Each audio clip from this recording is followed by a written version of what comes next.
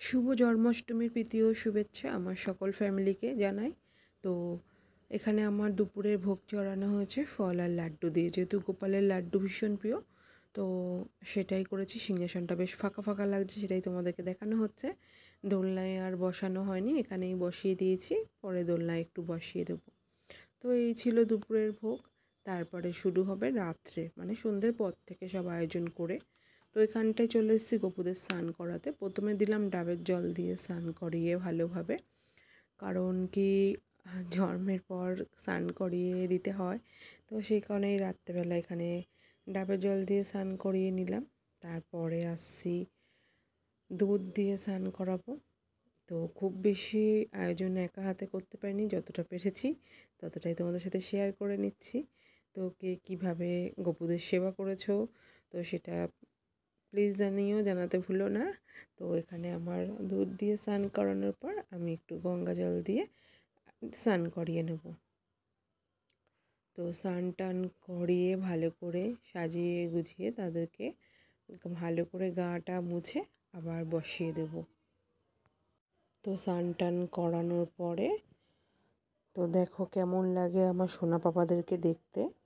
তো দেখতে ভুলো না কিন্তু তোমরা। এদিকটা দেখো রেডি করানো কমপ্লিট। তো রেডি করিয়ে তাদের জন্য কী কী আয়োজন করেছি সেটা একবার দেখে নাও। আর এবছর কিন্তু আমি পুরোটাই তালের আইটেম রেখেছি। তো এখানে কী কী করেছি দেখো, তালের বড়া করেছি, তালের মালপোয়া, তালের ক্ষীর, ওখানে নাড়ু আছে, কেক আছে, আর আছে কি বলতো তালের লুচি। তো এটাও কিন্তু আমার ফার্স্ট টাইম বানানো।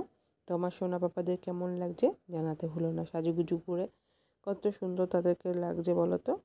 তো এটা ছিল আগের দিনের ভোগ। এটা ভোগ নিবেদনের পরে আমরা সবাই প্রসাদ গ্রহণ করব। তো চলে আসি পরের দিনের সকালের পর্ব।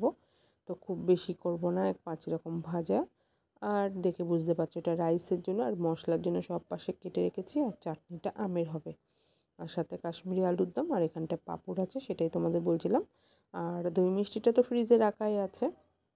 তো এগুলো গুছিয়ে স্নান টান করে এবার রান্নার পর্বে চলে যাব। তো এই দেখো রান্না আমার কমপ্লিট। তো করে সোনা পাপাদের থালাটা সাজিয়ে দিয়েছি। তো প্রথমেই বলে দিই এখানে কি কি আছে। রাইস আছে, কুমড়ো, পটল, আলু, কাঁকরোল আর বরবটি ভাজা, সাথে কাশ্মীরি আলুর দম, এখানে আছে পায়েস, আর তাদের সেই রূপোর চামচটাও দিয়ে দিয়েছি সাথে, আর চাটনি, পাঁপড়, দই, মিষ্টি, শেষ পাতে কিন্তু জলটাও আছে। তো আমি পানের খিলিটা বানাতে পারিনি, তো সেই কারণে সেটা তাদেরকে দেওয়া হয়নি। তো কেমন হয়েছে, আর সাথে সবার জন্য আয়োজন করা হয়েছে, ভোগ হওয়ার পরে সবাইকে দেব, নিজেরাও প্রসাদ গ্রহণ করব। তো এটাই ছিল আমার জন্মাষ্টমীর স্পেশাল।